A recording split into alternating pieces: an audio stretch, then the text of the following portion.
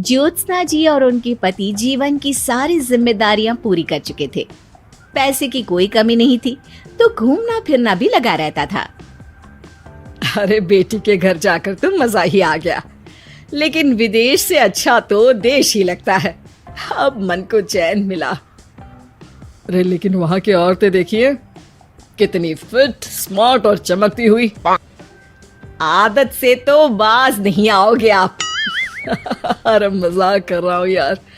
अच्छा मैं जरा बाजार होकर आता हूँ।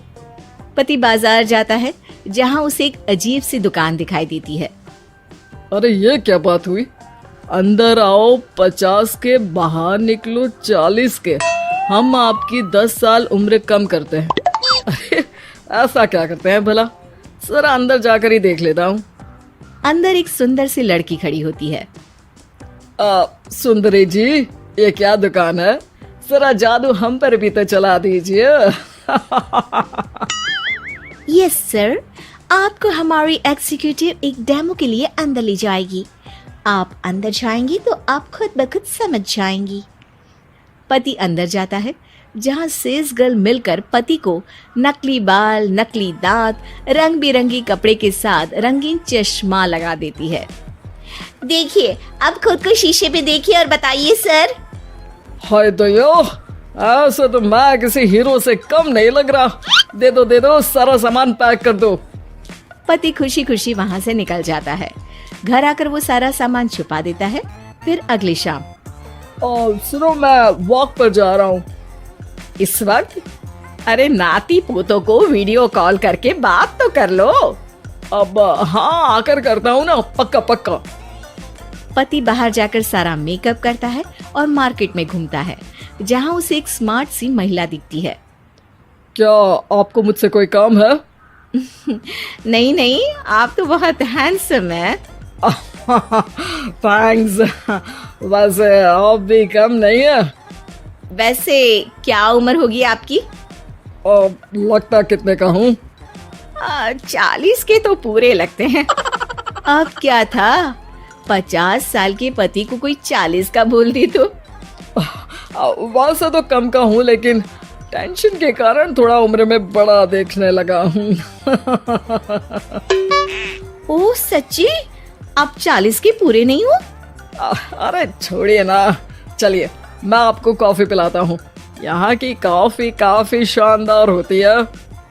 दोनों में दोस्ती हो जाती है और फिर चल पड़ता है सिलसिला रोज रोज के घूमने फिरने और मजे करने का। अब सारा दिन पतिदेव फोन पर। अरे नाश्ता तो कर लीजिए, क्या सारा दिन फोन पर लगे रहते हैं? अरे यार जरूरी काम कर रहा हूँ मैं। रिटायर हो, पेंशन मिलती है, कोई काम नहीं है, फिर कौन सा जरूरी काम आन पड़ा आजकल? अरे एक प्रोजेक्ट के सोशल नेटवर्किंग का काम है, उसी पर काम कर रहा हूँ। ठीक है, चलो अब नाश्ता कर लो, देर हो रही है। पति अपना नकली सारा सामान बिस्तर के पास छुपा कर सोता, सुबह चुपके से पहनकर बाहर जाता और घर आने पर उतार देता। एक दिन पड़ोसन कहती है, अरे ज्योत्सना बहन, तुम लोगों के घर कोई हैंडसम सा आदमी रहने आया है क्या? अरे कहाँ यार, मैं और ये दो ही तो लोग हैं घर में। हैंडसम सी शक्ल देखे तो मुझे भी जमाना हो गया है। अरे पता नहीं, वो जाता तो तुम्हारे ही घर में है, क्या पता कौन होगा। अरे तुम्हारी उम्र हो रही है ना, और भाई साहब को भी गए 5 साल हो गए, शायद इसीलिए अब सारे हैंडसम नजर आ रहे होंगे। पड़ोसन भी ज्योत्सना की बात पर मुस्कुराकर वहां से चली जाती है। एक दिन, अरे सुनो जी, बहू बेटा और पोता आ रहे हैं, कुछ दिनों के लिए वो हमारे साथ ही रहेंगे। अरे शिट यार, ये क्या है? बेटे ने तो कर ली शादी, अब क्या करने आ रहा है यहाँ पर? अरे कैसे बात कर रहे हो जी, इस उम्र में तो माता पिता तरसते हैं कि बच्चे आखिर साथ रहे, लेकिन आप हैं कि। अरे ठीक है ना, लेकिन अब देखो सभी व्यस्त हैं अपनी जिंदगी में। ये लोग आएंगे रहेंगे, कितनी डिस्टर्ब हो जाएगी लाइफ। कैसी बात कर रहे हो? अरे जैसे बहुत हैपनिंग है ना तुम्हारी लाइफ, तो जो बच्चों के आने से डिस्टर्ब हो जाएगी। अरे दिन काटने मुश्किल होते हैं, बच्चे आ जाएंगे तो थोड़ा दिन रात पता तो चलेगा। ओह ठीक है, लेकिन बोल देना कि ना कोई मेरे कमरे में आए, ना मेरी लाइफ पे दखल दे कि मैं कहाँ जा रहा हूँ, क्या कर रहा हूँ, समझी? खैर, वो दिन भी आ जाता है जब बहू, बेटा और पोता उन लोगों के घर आते हैं। एक दिन, माँ जी, आज मेड नहीं आई है तो मैं आप लोगों के कमरे में झाड़ू लगा देती हूँ। अरे नहीं बहू, वो तेरे पापा को ना पसंद नहीं है कि कोई उनके कमरे में जाए। तू छोड़ ना, मैं खुद ही लगा दूंगी। सास को समझ में नहीं आता कि आखिर उसके पति ने किसी को कमरे में जाने से मना क्यों कर रखा है। खैर, वो साफ सफाई करके बाहर निकल आती है, लेकिन कहते हैं ना, बच्चा तो अबोध होता है, उसे किसी बात का क्या पता। वो खेलते खेलते दादा के बिस्तर तक पहुंच जाता है और बाहर ले आता है दादा का वो सारा सामान जो वो लगाकर घूमते थे। ज्योत्सना की नजर उस सामान पर पड़ती है। वो बच्चे से पकड़कर कमरे में लाती है और पैकेट खोलकर देखती है। हाय रे दैया, ये क्या लग रहा है कि आजकल ये प्रोजेक्ट नया मिला हुआ है।